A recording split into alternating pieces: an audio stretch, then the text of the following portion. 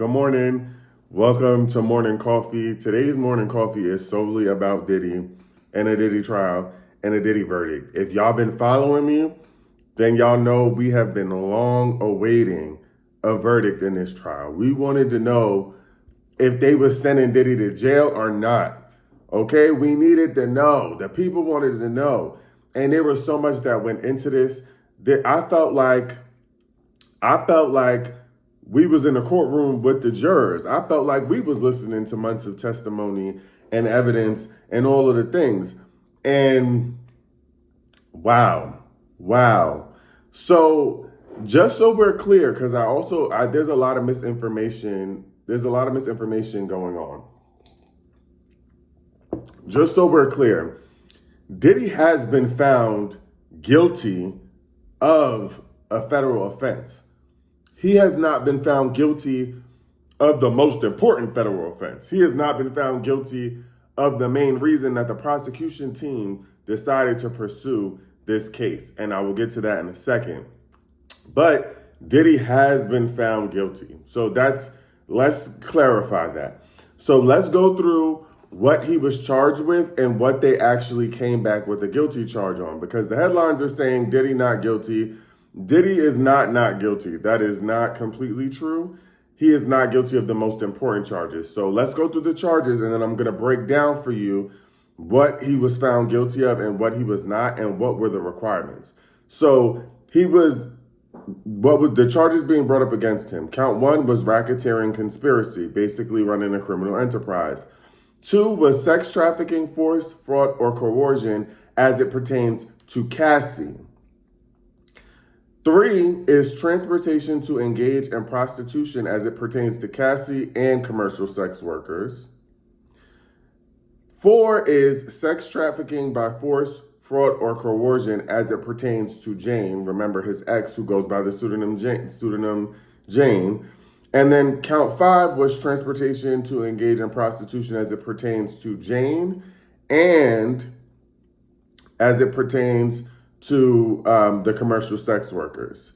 So, you know what I mean? Those are the charges that are being brought up against him.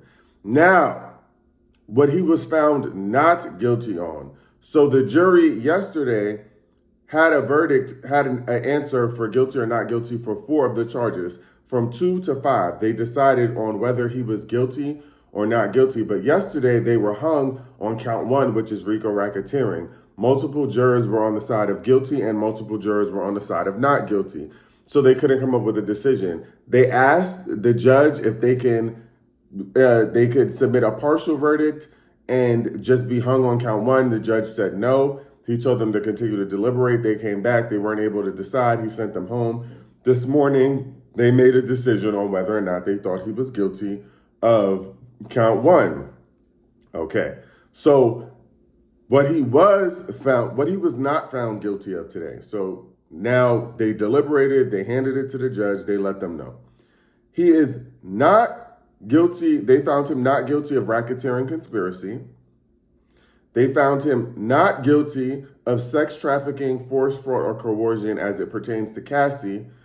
And they found him not guilty of sex trafficking by force, fraud, or coercion as it pertains to Jane. What they did find him guilty of. So here is what he is guilty of. They found him guilty of 2 counts of the Mann Act, right? So they found him guilty of transportation to engage in prostitution as it pertains to Cassie and a commercial sex worker. And they found him guilty of count 5, which is the Mann Act in transportation to engage in prostitution as it pertains to victim number 2, which is Jane. So essentially, what I'm understanding is that this is a loss, obviously, for the prosecution team because they put a lot of time and energy. But what I think I'm hearing is that the jury did not believe that Cassie and Jane were forced to participate in freak-offs. They don't feel like they were forced. I guess based on the testimony that they heard, which to me is kind of crazy that they heard Cassie's testimony and didn't think that she was forced. Now, the other thing so people are asking because for RICO racketeering, there has to be two different crimes that are committed in a span of 10 years. Now, what people are asking is, well, how come if they found him guilty on counts 3 and 5, why isn't that enough for it to be a RICO? Here's the reason. It's not enough to be a RICO because it has to be two different crimes. It has to be two different crimes. So because it was the Mann Act twice, they can't charge him with the RICO. Now, if it was the Mann Act and then another, like the other one, which was transportation to engage, the Mann Act and sex trafficking, then he would have been eligible for a RICO because that's two different crimes within a 10-year span. But because it was the same crime, which is essentially just prostitution, they weren't able to get him on a RICO charge. Now, here's what you also need to know. The Mann Act, the Mann Act comes with a maximum sentence of 10 years, right? So the most he could get for one count of the Mann Act is 10 years. Now, he was found guilty on 2 counts of the Mann Act, right? So he was found guilty. And to me, and I'll get into this in a second, my problem is that it doesn't seem like they believed anything that Jane and Cassie said, which to me is disheartening and a little bit sad, but we'll get to that in a second. Now, because he was found guilty on 2 counts, that's 10 years each. So it's up to 20 years. So he's facing currently up to 20 years in jail. Now, people are speculating 2 things. One is that they're saying that the 10 years could run concurrently, right? They could have them run at the same time. So he could the judge could say, I'm sentencing you to 10 years concurrently. They're both happening at the same time. You'll get out in 10 years. Both served the sentences. Now, also, the judge could also say that he served a significant amount of time in jail. He could use that to lessen his sentence. Now, the other thing people are saying is that the judge might throw the book at him because the judge feels like the jury didn't really find him guilty on enough. And the judge could decide that he's a really horrible person and say that he's going to throw the book at him. Don't think that's going to happen because he's a first-time offender. Now, we don't know. The other big thing and important thing here to think about is that Diddy's defense team is asking for him to be released on bond today. Diddy's defense team is saying that he should go home today. They think that he should be able to walk out of the jail today. They asked the judge for him to be released on bond. They said his family has the money and the means to do so, and that they feel like he should be released today. Now, the judge has to hear from both sides. He has to hear from the prosecution and the defense team, but the defense team is saying that because he is not a flight risk, because he doesn't have access to his airplanes, and because he was only found guilty on prostitution charges, that he shouldn't be held in a court. He should be able to go free. Now, I think that that's a bit of a reach because he's so rich, he has endless means to escape or to get away or to do anything. You don't know. You know what I mean? He has the resources to go buy a private island and go stay on a private island for the rest of his life where they can't find him or something like that. But so I think the judge is going to take that into account. But if this were a regular prostitution crime and this was his first offense and this wasn't a violent crime, they would probably let him go home on bail. If I'm being honest, if this was not a like Diddy case, they would allow him to go home. So who knows? You know what I mean? Who knows? Because that's all they found him guilty of. Now, let me also say this. What's disheartening to hear is that people clearly didn't believe Cassie. So I'm not saying that Jane's testimony wasn't believable because I also believed hers, but I felt like there were so many holes in her story that it was easier for people to say that they were not in favor of Jane's testimony. But what was hard for me is people hearing Cassie's testimony, people hearing the testimony of others on Cassie's behalf, talking about how he threatened to release tapes, talking about how he made her family pay $20,000, talking about how he would beat her when she didn't want to participate. They showed her saying no on several occasions. They showed where she was like a willing participant in some of the freak offs, but then she wasn't, and said that she did not want to participate. And when she said she did not want to, he threatened to release tapes and became physically violent with her.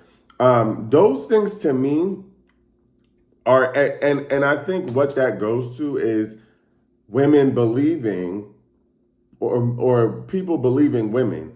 I think people are not believing because they keep saying that they don't think that she was forced to do this, even though they showed her saying no. And it's just sad to me because they felt like it wasn't enough to say, she said no in these instances. No means no. And you got to think about the message that that sends to the world, right? Like, if someone participates in something and eventually they say no, and then you try to force them to continue to participate, then that means that they were willing participants. Like, I just feel like that sends the wrong message to the world. And I truly believe that we're in a male-centered culture and society. You know what I'm saying? And so the idea that the idea that people did not see enough evidence to think that Cassie was being forced to continue is insane. And even down to the video, because yes, the video was domestic violence, but she was trying to escape him and he was not allowing her to. He chased her out of the hotel room, dragged her on the floor. And yes, he's not being prosecuted on domestic violence because domestic abuse is a state crime. Like, they would have to have prosecuted him on a state level, and they're saying that it probably is past the amount of time where you can revisit a crime. But I can't believe that they saw that and didn't think that someone was being forced into something, because that tape alone to me said that she wanted to escape him and wasn't able to. That also means the prosecution team also brought a forensic psychologist in to explain the cycle of abuse to the jury and the court. And that still wasn't enough for them to feel like he was forcing her to participate. They explained the cycle of abuse. They explained why women stay. They explained Stockholm Syndrome. And that still wasn't enough.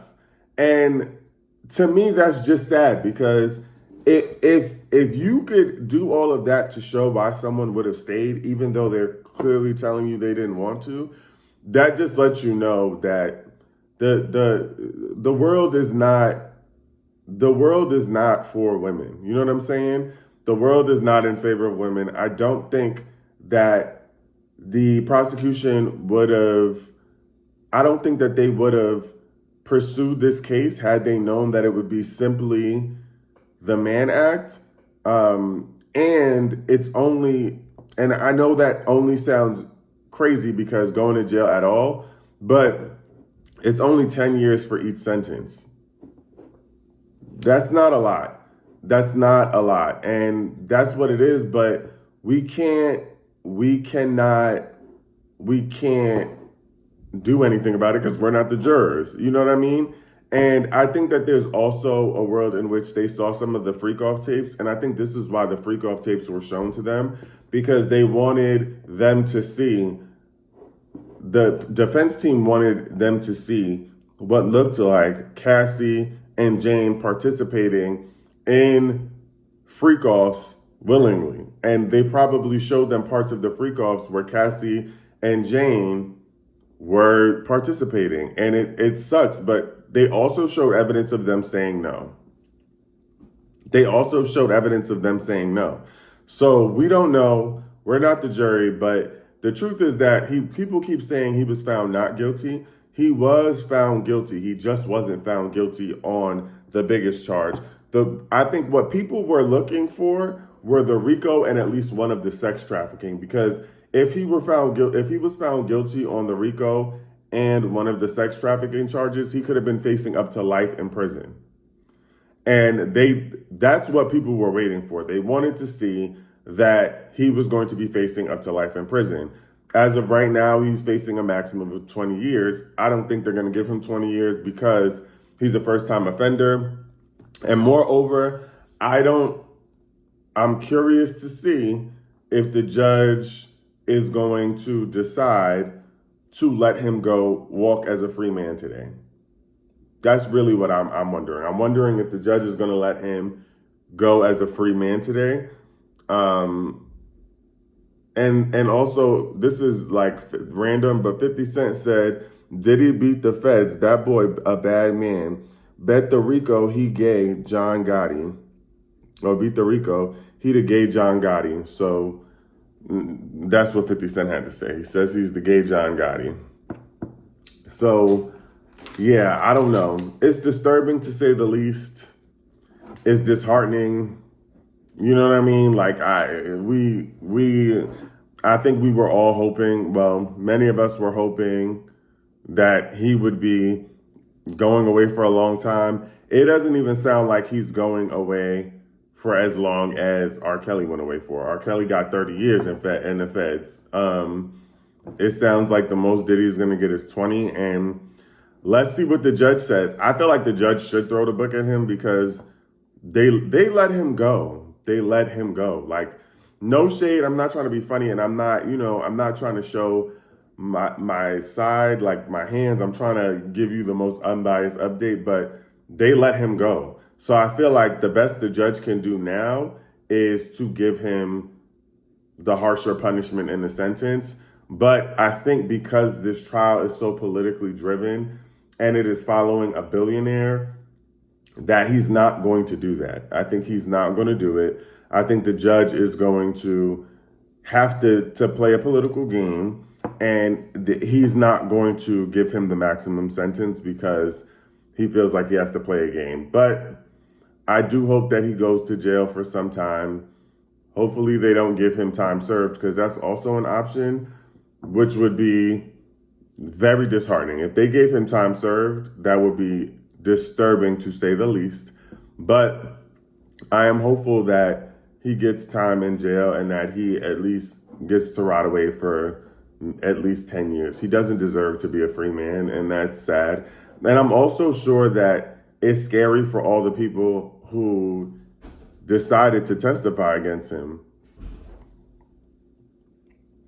I feel bad for the people who decided to testify against him, because what a scary world we live in, that he's now going to walk away a free man. And I also think that probably played a role in the jury's decision. You have this man who is so rich and has ridiculous amounts of access, and he's staring at you for 2 months while you have his life in your hands.